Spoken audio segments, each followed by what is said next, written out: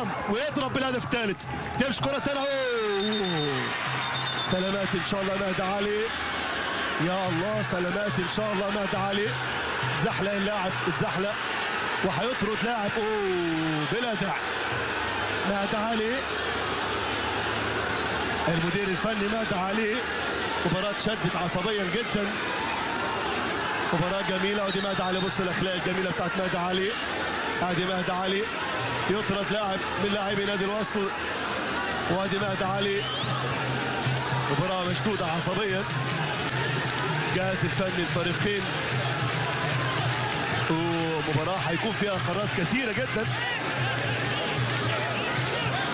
مباراة حيكون فيها قرارات كثيرة جدا. مهدي علي لاعب نادي الوصل في منتهى الخطورة طبعا، يا صعبة جدا.